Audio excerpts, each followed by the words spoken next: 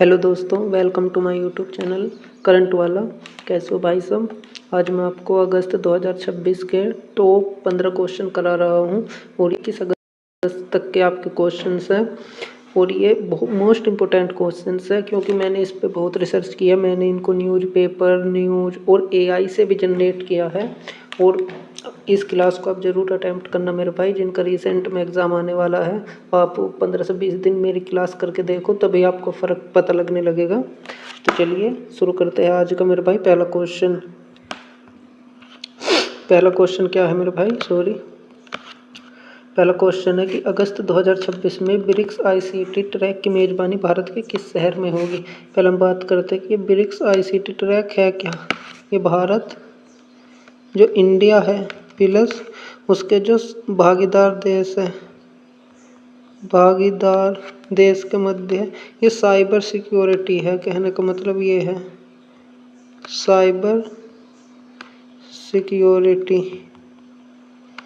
Cyber security track है मेरे भाई ये। और ये इसकी जो आईसीटी ट्रैक की मेज़बानी जो हो रही है भारत के पुणे शहर में हो रही है। किस शहर में हो रही है। ब्रिक्स आईसीटी ट्रैक की मेज़बानी भारत के पुणे शहर में हो रही है। तो ये था हमारा पहला क्वेश्चन। चलिए दूसरे क्वेश्चन पर चलते हैं। ये रहा आपका दूसरा क्वेश्चन।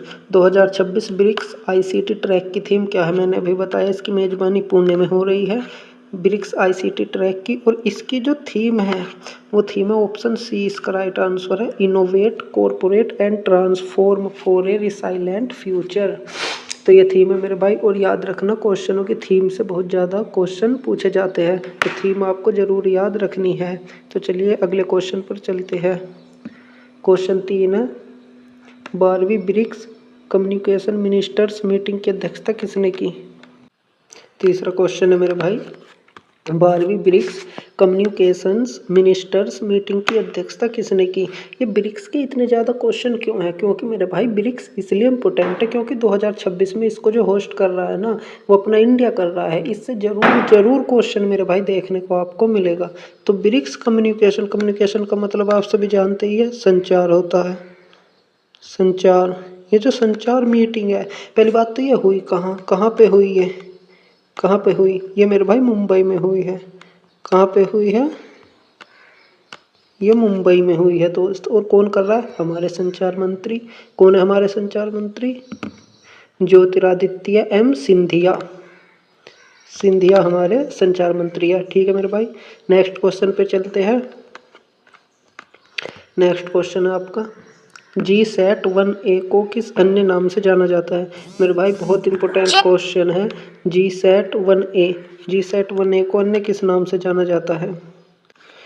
ये इसलिए इम्पोर्टेंट है क्योंकि अभी लॉन्च नहीं हुआ, लेकिन ये सितंबर के फर्स्ट वीक में लॉन्च हो जाएगा। मोस्ट इम्पोर्टेंट क्वेश्चन, आप याद रखना, इस क्वेश्चन को जरूर देखने के लिए आपको मिलेगा ये क्वेश्चन। तो GSAT-1A को अन्य किस नाम से जाना जाता है, तो इसका ऑप्शन बी राइट हो जाएगा, EOS-05 GSAT-1 के नाम से जाना जाता है इसको। ये क्या है मेरे भाई, ये एक सैटेलाइट है। क्या है ये आपका, सैटेलाइट है मेरे भाई। ये पृथ्वी की पिक्चर्स भेजेगा साफ और सुथरी। किस चीज़ से इसको लॉन्च किया जाएगा आपको GSLV-M के सेकंड से इसको लॉन्च व्हीकल ज़्यादा इंपॉर्टेंट है, आपको याद रखना ही है। ठीक है मेरे भाई, इसको EOS-05 के नाम से भी हम जानते हैं। नेक्स्ट क्वेश्चन पर चलते हैं। पांचवा क्वेश्चन है,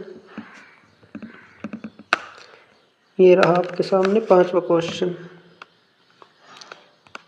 कि GSAT-1A को मुख्य रूप से किस कक्षा में स्थापित करने के लिए डिजाइन किया गया। तो भू स्थिर कक्षा में। और कितनी हाइट पर स्थापित होगा ये, हाइट पर तो 36,000 फीट पर ये स्थापित होगा मेरे दोस्त। नेक्स्ट क्वेश्चन पर चलते हैं। भारत ने 2047 तक परमाणु ऊर्जा का क्षमता का कितना लक्ष्य रखा है। 2047 तक तो भारत ने 100 गीगावाट रखा है। प्रेजेंट में कितनी क्षमता है हमारी, आप बताएं, वर्तमान में कितनी है, तो 88 गीगावाट है। ज़्यादा कुछ नहीं पढ़ना, क्योंकि यही क्वेश्चन बार बार रिपीट होते रहते हैं। इनमें से इनके जो फैक्ट है ये रिपीट होते रहते हैं। कुछ फैक्ट आज की क्लास में, कुछ फैक्ट कल की क्लास में करवा दूंगा, इससे याद करने में आसानी होगी। तो वर्तमान में 88 गीगावाट क्षमता है। नेक्स्ट क्वेश्चन पर चलते हैं। ये रहा आपका 7वां क्वेश्चन। मेरे भाई मोस्ट इम्पोर्टेंट लगा लो इसे। क्यों? रेपो रेट से ज़रूर क्वेश्चन आते हैं। आपको रेपो रेट देख लेनी है, मैं भी करा दूंगा, वरना आपको भी देखते रहना है। हर मंथ की रेपो रेट देखते रहनी है अलग अलग संस्थाओं द्वारा।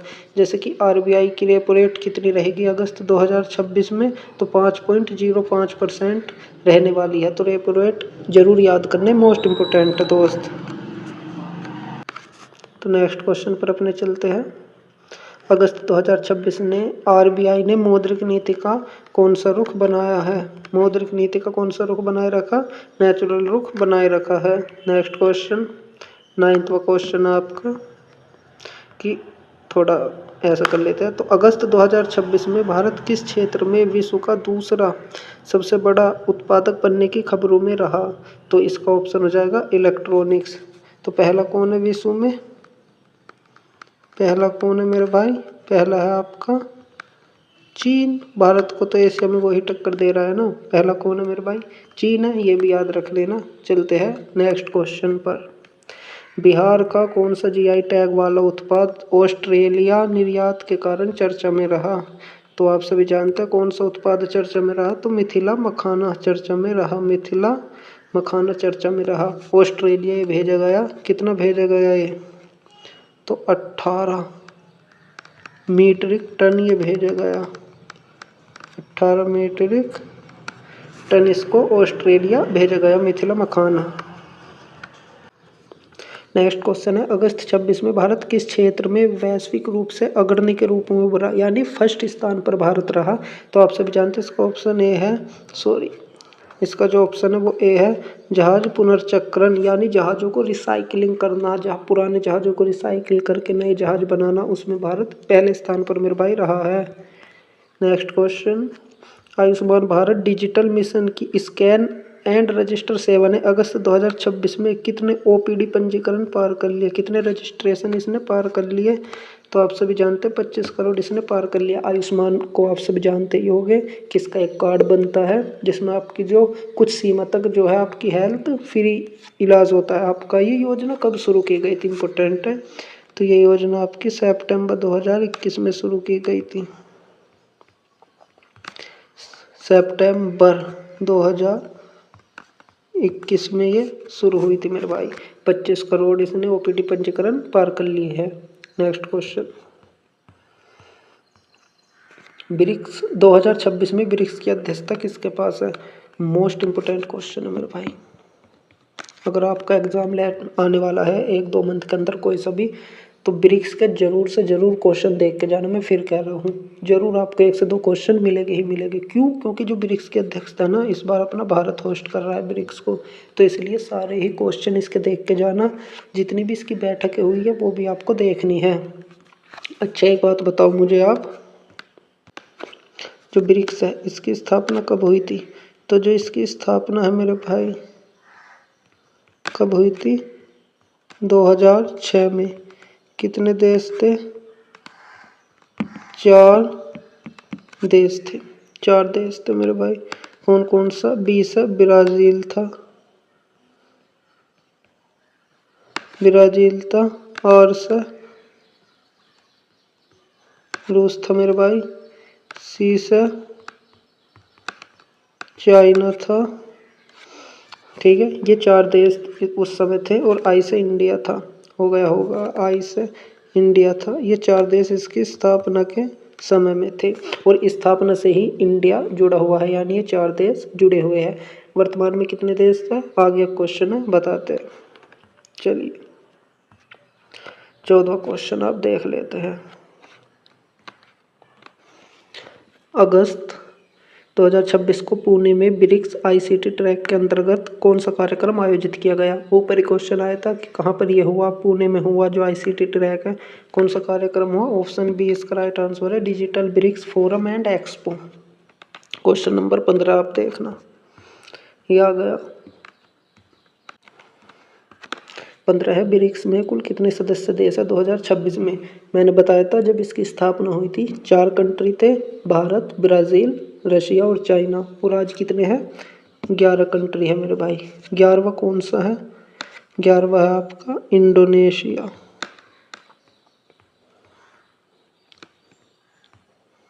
इंडोनेशिया 2025 में ऐड हुआ। तो ये थे मेरे भाई आज के 15 क्वेश्चन। इन 15 क्वेश्चनों को आप बिल्कुल गौर कर पी जाओ। ये अगस्त के टॉप 15 क्वेश्चन थे जो अब तक अगस्त है, यानी आज 21 तारीख है, 22 तारीख है। मैं 21 तारीख की रात को इसको रिकॉर्ड कर रहा हूँ, तो ये 22 तारीख तक के आपके लेटेस्ट और बिल्कुल इम्पोर्टेंट करंट अफेयर थे जिसका एग्ज़ाम 1 से 2 मंथ के अंदर है। तो आप सभी जानते हैं लास्ट 6 मंथ का करंट अफेयर ही पूछा जाता है और ये एआई आधारित क्वेश्चन है, तो बिल्कुल इनको देख कर जाना। और मिलते हैं नेक्स्ट वीडियो में। कुछ आपको और करवाना हो, कुछ वीडियो में और चीज़ें कुछ कमी लगी हो तो कमेंट करके बताना। अगर पीडीएफ चाहिए तो कमेंट करना। मैं व्हाट्सएप पे एक ग्रुप बना रखा है, आपको नंबर दे दूँगा, उसमें आप ज्वाइन हो जाना। वहाँ पर आपको पीडीएफ मिल जाया करेगी और डेली क्विज मिल जाया करेंगे।